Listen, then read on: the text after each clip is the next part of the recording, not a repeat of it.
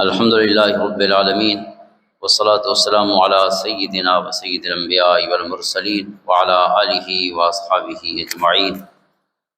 اما بعد فاعوذ باللہ من الشیطان الرجیم بسم اللہ الرحمن الرحیم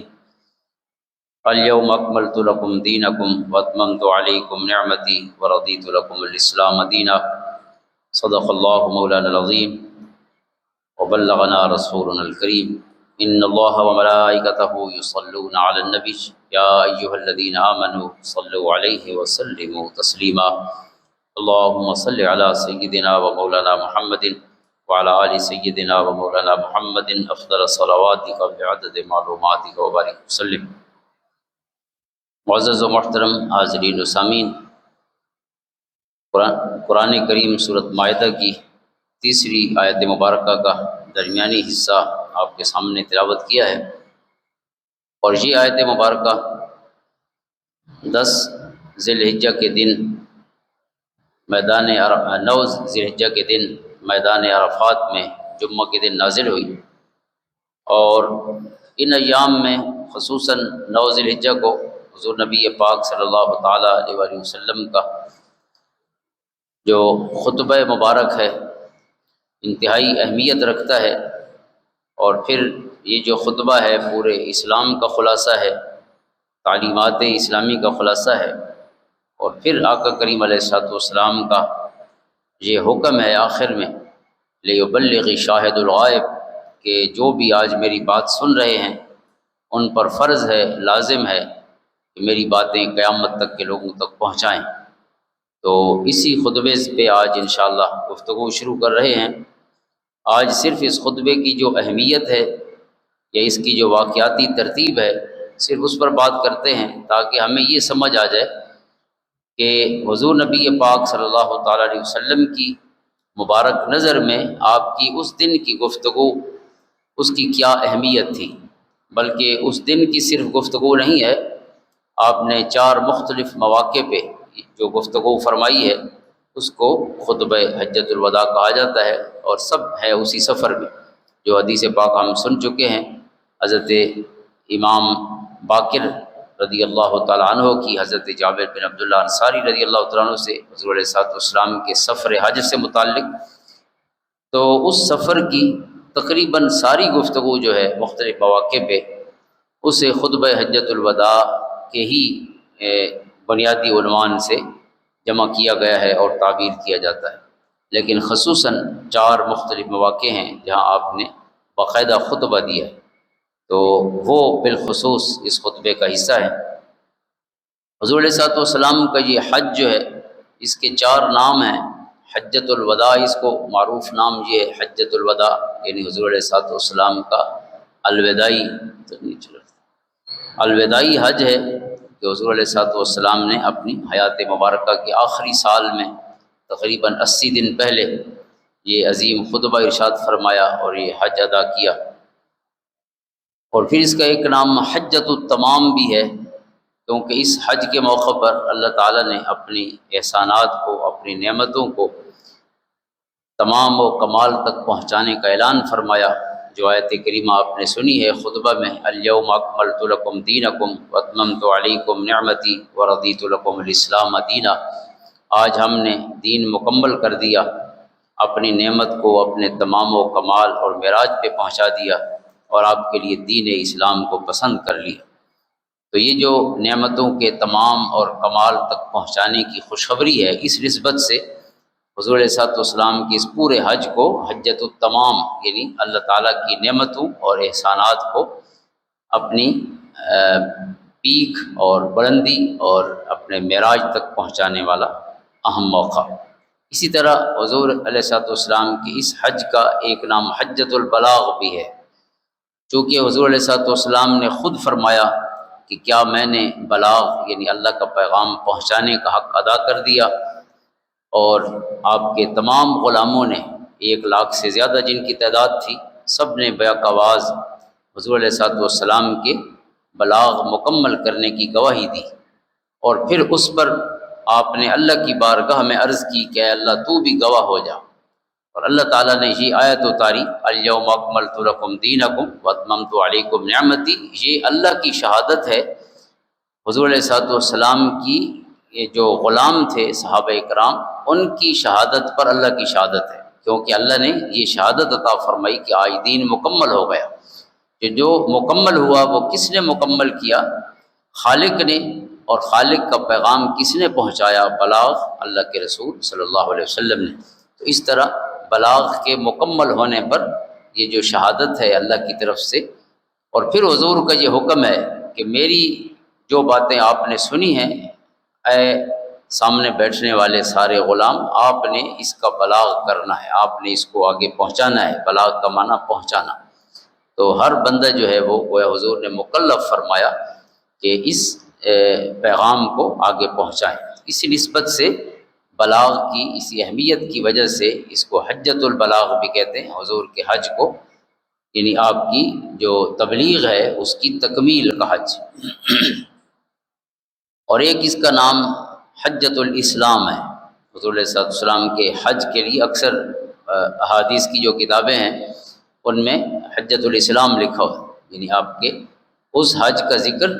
کہ جو پورے اسلام کا نچوڑ اور خلاصہ ہے۔ حج ہی خلاصہ ہے۔ حج کیسے خلاصہ ہے؟ کہ حج کے موقع پر حضور علیہ الصلوۃ والسلام نے جو خطبہ دیا ہے، جو ارشادات فرمائے ہیں، گویا وہ آپ کی ساری 23 سالہ تبلیغ کا خلاصہ ہے۔ اس لیے یہ صرف اس کی اہمیت پہ آج ہم بات کر رہے ہیں کہ یہ کتنا اہم ہے خطبہ حجۃ الوداع۔ اور پھر اس میں یہ بھی ایک منفرد کام ہے کہ حضور علیہ الصلوۃ والسلام نے اس خطبے کے لیے اعلان کرایا، جیسے آپ نے اس حدیث میں سنا ہے جو ہم نے تفصیلی پڑھی ہے حضرت جابر بن عبداللہ انصاری کی، کہ ثم اذن فی الناس فی العاشرۃ ان رسول اللہ صلی اللہ علیہ وسلم حاج۔ مسلم شریف کی اس حدیث میں ہے کہ یہ پورا جو 10واں سال ہے حضور علیہ الصلوۃ والسلام کی حیات مبارکہ کا، آخری سال ہو گیا، اور 10 ہجری پورا سال اعلان ہوتا رہا کہ حضور علیہ الصلوۃ والسلام اس سال حج کے لیے تشریف لے جائیں۔ یعنی آپ کی یہ کوشش تھی کہ پورا جزیرہ نمایاں عرب جو ہے اس میں سے کوئی بندہ رہ نہ جائے، جو بھی جانا چاہتے ہیں جا سکتے ہیں وہ ضرور جائیں۔ اسی طرح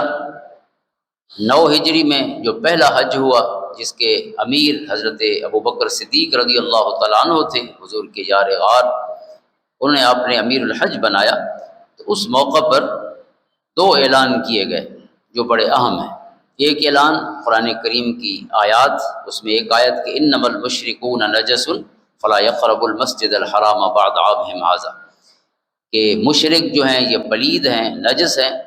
اور اس سال کے بعد، یعنی 9 ہجری والا جو سال تھا، اس سال کے بعد کوئی مشرک مسجد حرام میں داخل نہیں ہوگا۔ یہ اعلان کر دیا گیا۔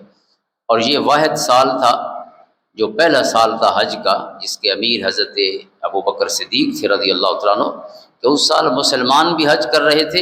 اور مشرک بھی حج کر رہے تھے۔ اس سال مشرک بھی شامل تھے۔ پچھلے سال یعنی 8 ہجری میں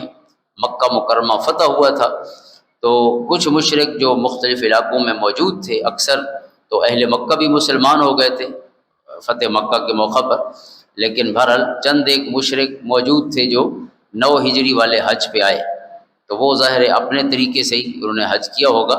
تو اس موقع پر یہ قرآن کی آیتیں اتری، سورۃ توبہ کی ابتدائی آیات ہیں 30-40، ان میں یہ آیت بھی ایک آخری اعلان تھا کہ اب یہ آخری حج ہے جس میں کوئی مشرک بھی شریک ہے، آج کے بعد کوئی مشرک مسجد حرام میں داخل نہیں ہوگا۔ گویا یہ حضور علیہ الصلوۃ والسلام کے اگلے سال والے حج کے لیے پورے حرم کی پاکیزگی اور طہارت اور تطہیر کا ایک سلسلہ تھا جس کا اعلان کیا گیا۔ اور دوسری بات جس کا اعلان کیا گیا وہ تھی کہ کوئی شخص بے لباس طواف نہیں کرے گا، کپڑوں کے بغیر طواف نہیں کرے گا، کیونکہ عرب میں ایک یہ کریہ اور ایک ناپسندیدہ رواج بھی تھا کہ وہ بغیر کپڑوں کے طواف کرتے یا اس کا کچھ حصہ، تو یہ بھی منع کر دیا گیا۔ یعنی جب مشرک آئیں گے نہیں تو ظاہر اس کا ویسے بھی امکان نہیں تھا، لیکن احتیاطاً اس کی مزید وضاحت کر دی گئی۔ اور یہ 2 اعلان 9 ہجری میں کیے گئے۔ اور پھر حضور علیہ الصلوۃ والسلام کا یہ جو یعنی اجتماع ہے جس میں آپ کے سامنے 1,24,000 یا 1,40,000 یا 1,14,000، بہرحال 1 لاکھ سے زیادہ ہی تعداد ہے صحابہ کرام علیہ الرضوان کی، جمع ہوئے۔ اور یہ حضور علیہ الصلوۃ والسلام کی حیات مبارکہ کا سب سے بڑا اجتماع تھا۔ اتنے بڑے کسی اجتماع سے ایک ہی وقت میں حضور نے خطاب نہیں فرمایا، بلکہ صرف حضور علیہ الصلوۃ والسلام کی بات نہیں، حضرت آدم علیہ السلام سے لے کر حضور کی ذات تک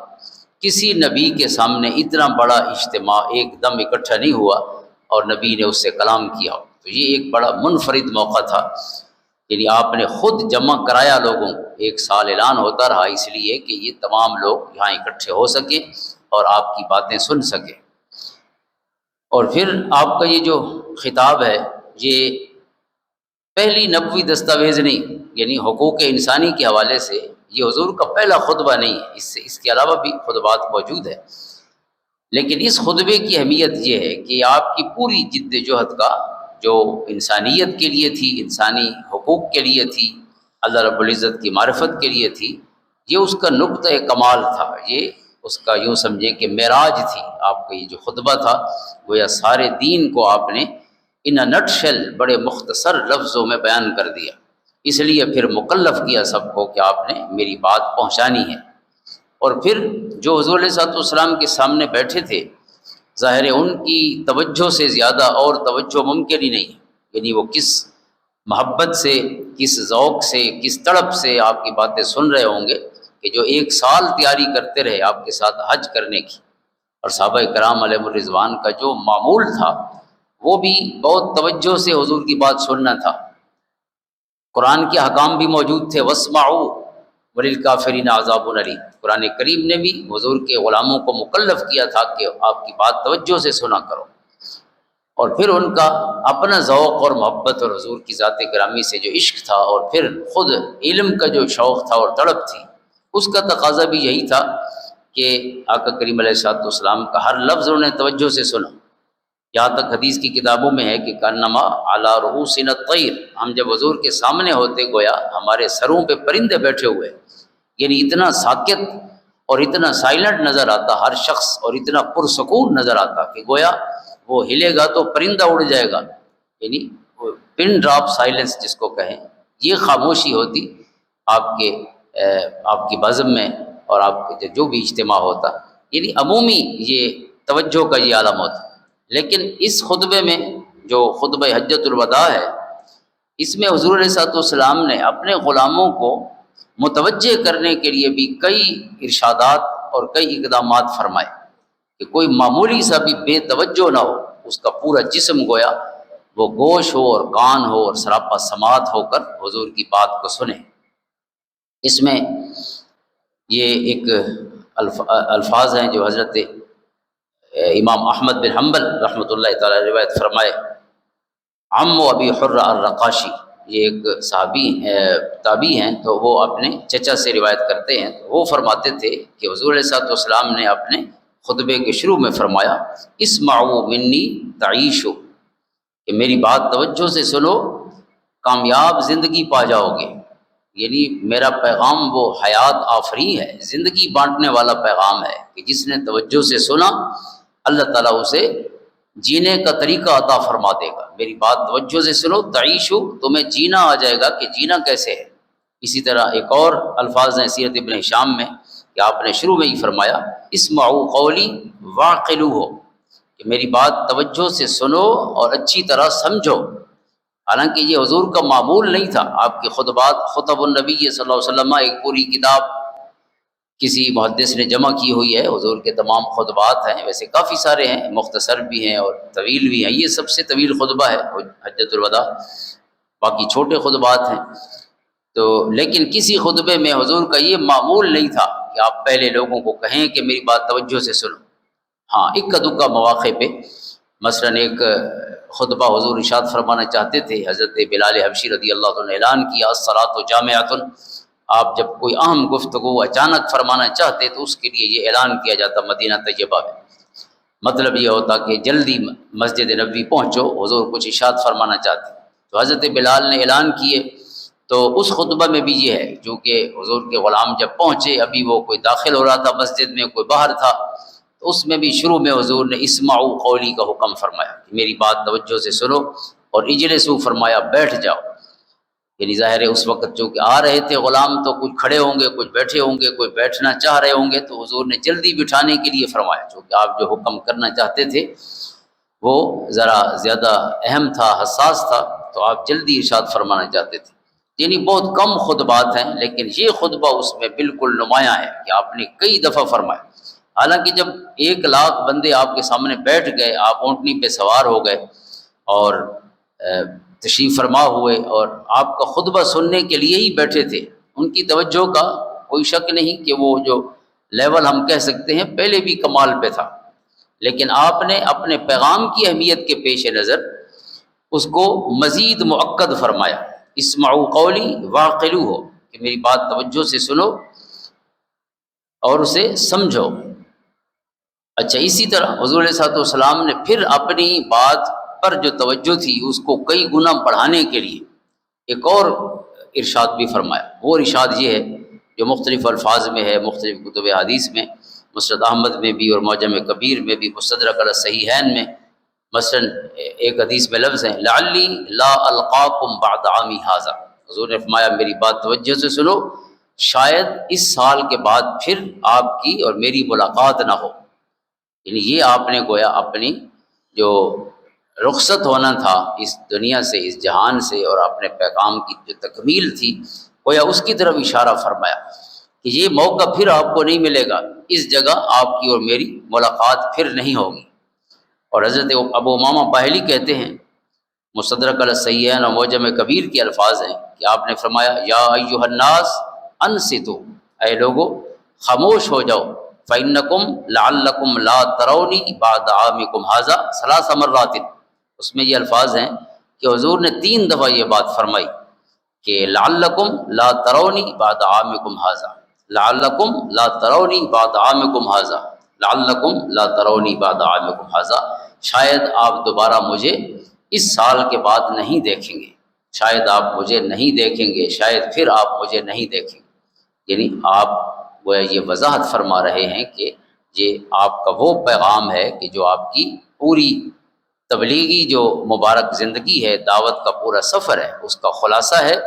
اور اس کا موقع پھر غلاموں کو نہیں ملے گا۔ تو یہ وضاحت، یعنی صرف میں آج جو آپ کے سامنے چیزیں رکھ رہا ہوں صرف اس خطبے کی اہمیت کے پیش نظر کہ یہ کتنا ضروری ہے۔ اور پھر حضور نے ہر بندے کو مکلف کیا فَلْيُبَلِّغِ الشَّاهِدُ الْغَائِبَ،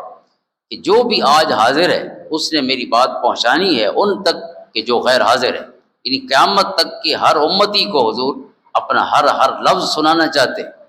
یہ اس کی اہمیت کے پیش نظر۔ تو اس لیے اس خطبے کا تو ہر لفظ ہر امتی کو پتہ ہونا چاہیے کہ حضور علیہ الصلوۃ والسلام نے اتنی تاکید کے ساتھ اتنا سٹریس فرمایا ہے اس کے جاننے پر اور پھر پہنچانے پر کہ جس کے پاس یہ نعمت موجود ہے، یہ دولت موجود ہے، اس کو آگے پہنچانا چاہیے۔ اور پھر اس میں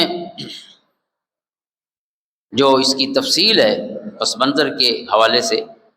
کہ 2 مرکزی خطبے ہیں، یوم عرفہ، یوم نحر کا، یعنی ایک 9 ذی الحجہ کا خطبہ ہے جو یعنی زیادہ تفصیل کے ساتھ ہے، اور دوسرا یوم نحر کو 10 ذی الحجہ قربانی کا دن جو ہوتا ہے اس دن حضور کا خطبہ ہے مینا میں۔ یہ 2 اس کے اہم حصے ہیں، لیکن امام قسطلانی نے حضرت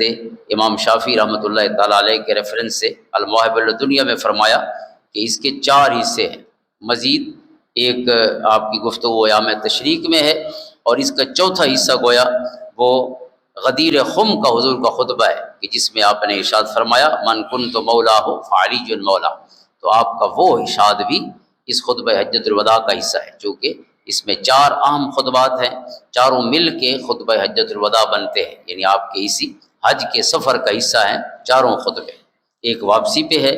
جب آپ سے سارے غلام وہاں پہ بچھڑنے لگے غدیر خم کے مقام پر، تو وہ حضور کی آخری گفتگو ہے۔ اور پھر آپ کا یہ ارشاد بھی خطبے کے شروع میں کل امر الجاہلیت موضوع تحت قدمیہ، کہ آج جاہلیت کا ہر معاملہ آج میرے قدموں کے نیچے رون دیا گیا، جاہلیت آج ختم ہو گئے۔ گویا اس دن جو نور ہے وہ اپنی پوری آب و تاب کے ساتھ، اپنے کمال کے ساتھ اسلام کا نور اور ہدایت کا نور اور روشنی جو ہے اس انداز میں حضور نے فرمایا جلوہ گر ہو گئی ہے کہ آج سارے جاہلیت کے معاملات جو ہیں تحت قدمی موضوع، آج وہ پامال ہو گئے میرے قدموں کے نیچے، یا انہیں رون دیا گیا۔ جاہلیت کی کوئی گنجائش نہیں ہے اب اسلام میں۔ اگر کسی نے ماننا ہے تو دین مکمل ہے، اس میں کوئی چیز ایسی نہیں کہ آپ کو کہیں اور دیکھنا پڑے۔ الیوم اکملت لکم دینکم کا مطلب ہی یہ ہے، جو آیت اسی دن اتری ہے 9 ذی الحجہ کو، کہ آج دین مکمل ہو گیا، کہ مسلمانوں کو دین میں کسی اضافے کی ضرورت نہیں کہ ہم کہیں کہ یہ چیز نامکمل تھی، اس کو ہم کسی اور ازم سے، کسی اور سسٹم سے لیں گے۔ ہر سسٹم جو ہے اسلام نے اسے مکمل کر دیا۔ سیاست بھی مکمل ہو گئی، معیشت بھی مکمل ہو گئی، تجارت بھی مکمل ہو گئی، اور قانونی اور عدالتی امور وہ بھی مکمل ہو گئے۔ انفرادی زندگی کا ہر پہلو اپنی تکمیل اور کمال کو پہنچائی، اجتماعی زندگی کا ہر پہلو۔ تو یہ خطبہ حجۃ الوداع محض حضور کی ایک گفتگو نہیں ہے، بلکہ سارے دین کا خلاصہ ہے، ساری جاہلیت کا خاتمہ اور سارے نور اور روشنی کی گویا تکمیل کے وہ بنیادی کلمات ہیں جو حضور نے ارشاد فرمائے۔ اور پھر لوگوں تک بات پہنچانے کے لیے جو حضور علیہ الصلوۃ والسلام نے اہتمام فرمایا، 1,00,000 بندہ ہے، آقا کریم علیہ الصلوۃ والسلام کی معجزاتی شان تھی کہ جیسے آپ کی بات سامنے والا سن رہا ہے اسی طرح آخری بھی سن رہا تھا، لیکن اس کے باوجود حضور علیہ الصلوۃ والسلام نے اپنا ہر لفظ ریپیٹ کرنے کا حکم فرمایا، جس کو استملاء کہتے ہیں۔ علوم الحدیث میں اور حدیث کا جو علم ہے اس میں ایک اصطلاح ہے استملاء۔ استملاء ہوتا ہے استاد کی بات سن کر آگے پہنچانا، چونکہ محدث کے سامنے جب شاگرد ہوتے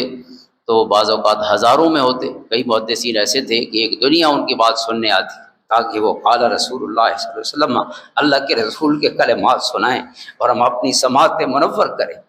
تو ہزاروں لوگ جو ہیں ایک محدث کی بات سننے آتے۔ ایک محدث کے بارے میں آتا ہے کہ جب وہ تشریف فرما ہوتے تو وہ جو دوات اس وقت استعمال ہوتی تھی لکھنے کے لیے، اس میں قلم ڈبو کے لکھتے تھے جو شاگرد ہوتے، تو اس کی ایک دن جو دواتیں ہیں وہ گنی گئی کہ کتنی ہیں۔ ایک دوات 2-3 لوگ استعمال کرتے تھے، کبھی 4 لوگ۔ تو کہتے ہیں کہ جب دواتیں شمار کی گئیں تو 63,000 دواتیں تھیں جو اس مجمع میں موجود تھیں، جو اس محدث سے سننے آئے تھے۔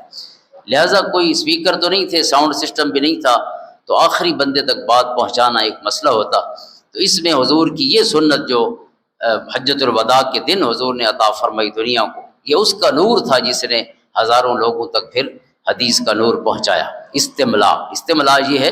کہ استاد پڑھتا، پھر استاد جیسے نماز میں مکبر ہوتا ہے آواز پیچھے پہنچانے کے لیے، پیچھے بندہ اللہ اکبر کہتا ہے،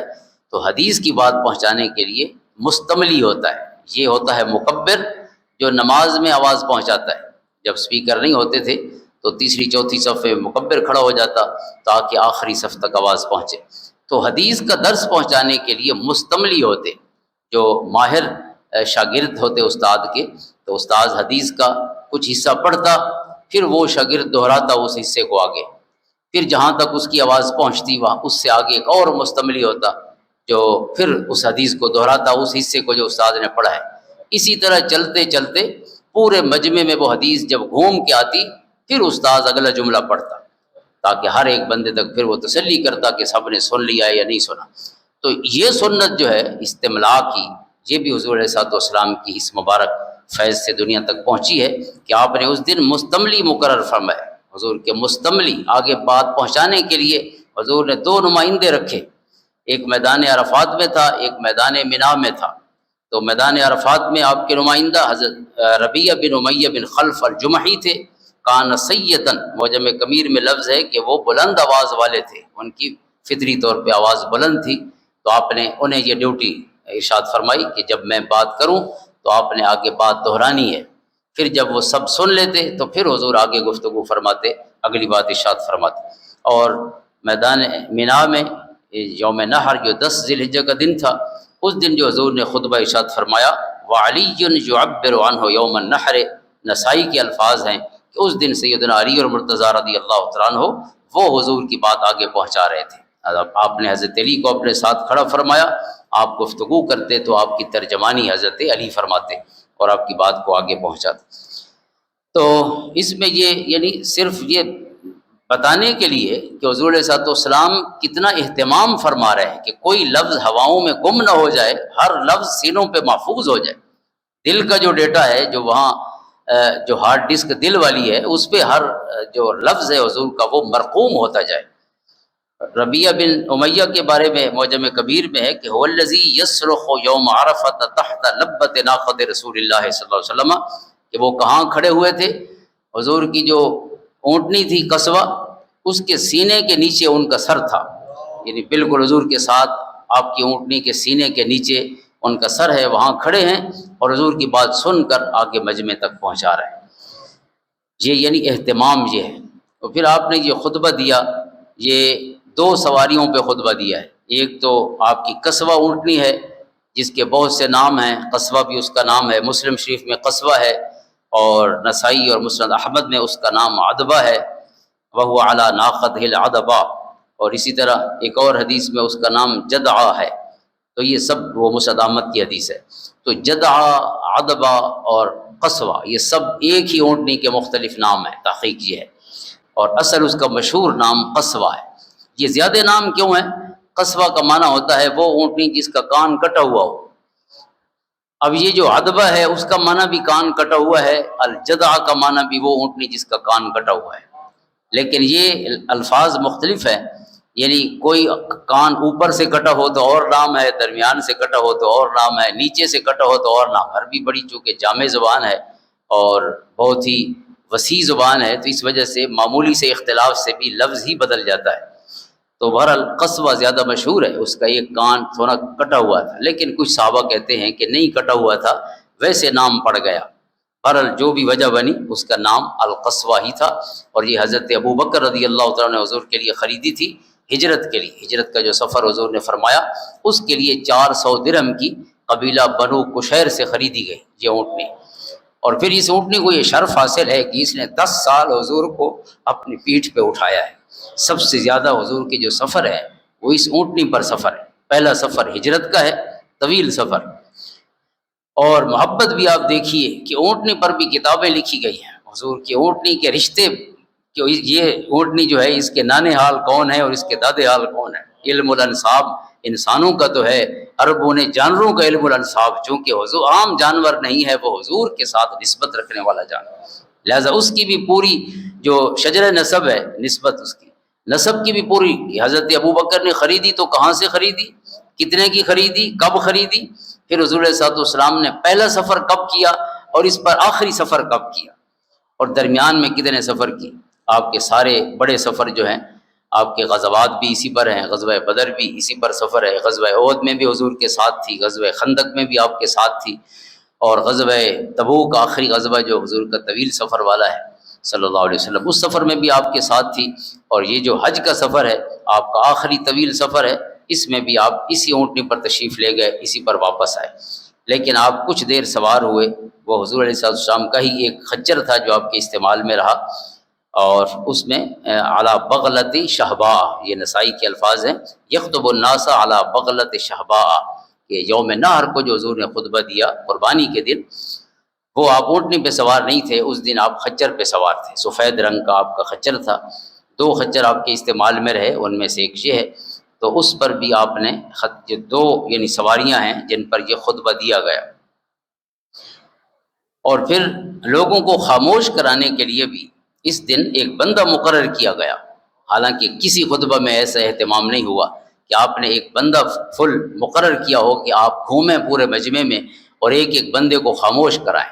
1,00,000 بندہ ہے، آپ خود سوچیں کہ کس حد تک اہتمام کیا گیا ہوگا۔ اور یہ شرف حضرت جریر بن عبداللہ البجری رضی اللہ عنہ، حضور کے صحابی ہیں، اور یہ یمن کے شہنشاہ ہیں، یمن کے علاقے کا رائل فیملی سے تعلق ہے، ان کا خاندان جو ہے حکومت کرتا رہا یمن پہ، اور جب حضور کی غلامی میں آئے تو پھر غلام ہی بن گئے، پھر بادشاہیاں ختم ہو گئی۔ تو اس دن بھی غلامی میں ان کو کلمہ پڑے ہوئے بھی چند مہینے ہوئے تھے، رمضان میں کلمہ پڑھا، اور یہ ذی الحجہ میں حضور کے ساتھ حج میں شریک، اسی سال مسلمان ہو، اور یہ حضور کے ان غلاموں میں سے ہیں جن کے لیے حضرت عمر کہتے ہیں کہ جریر و یوسف و ہذہ الامہ، اللہ نے حضور کے غلاموں میں جن کو بہت حسن عطا فرمایا تھا ان میں ایک حضرت جریر تھے، فرماتے ہیں وہ حضور کی امت کے یوسف تھے، گویا یوسف ثانی ہیں، اتنے خوبصورت تھے۔ اور دوسرے جو بہت خوبصورت تھے وہ حضرت دہیہ بن خلیفہ الکلبی ہیں رضی اللہ تعالیٰ عنہ، وہ بھی بہت حسین تھے۔ اور تیسرے حسین حضرت مصعب بن عمیر ہیں رضی اللہ تعالیٰ عنہ، جوان تھے، اور جب تک کلمہ نہیں پڑا تھا تو پورے مکہ میں سب سے اچھے کپڑے ان کے ہوتے، اور پوری دنیا کی خوشبوئیں عالمی منڈیوں سے امی ان کے لیے منگواتی تھی۔ یہ ان کا شوق تھا اور یہ ان کی محبت تھی۔ لیکن جب کلمہ پڑھا تو اس کے بعد پھر ساری وہ جو اپنی تیاری اور جس کو ہم تحسین و آرائش کہیں یا تزئین و آرائش کہیں، سارے شوق ختم ہو گئے، پھر صرف غلامی کا شوق ان کے ساتھ ہے۔ اور حضور علیہ الصلوۃ والسلام نے جنہیں مبلغ بنا کے سب سے پہلے بھیجا ہے وہ حضرت مصعب بن عمیر ہے، اہل مدینہ کے پہلے استاذ، اہل مدینہ کے پہلے استاذ اور معلم۔ حضور کے تشریف لے جانے سے 1 سال پہلے جو گیا اور آقا کریم علیہ الصلوۃ والسلام کا پیغام پہنچایا، دین سمجھایا، دعوت و تبلیغ فرمائی، وہ حضرت مصعب بن عمیر ہے رضی اللہ تعالیٰ۔ آپ خود سوچیں کہ حضور نے اپنے غلاموں میں سے جن کو چنا ہوگا اس اہم منصب کے لیے، وہ کیسا ہیرا ہوگا آقا کریم علیہ الصلوۃ والسلام۔ اور پھر اس ہیرے کی آپ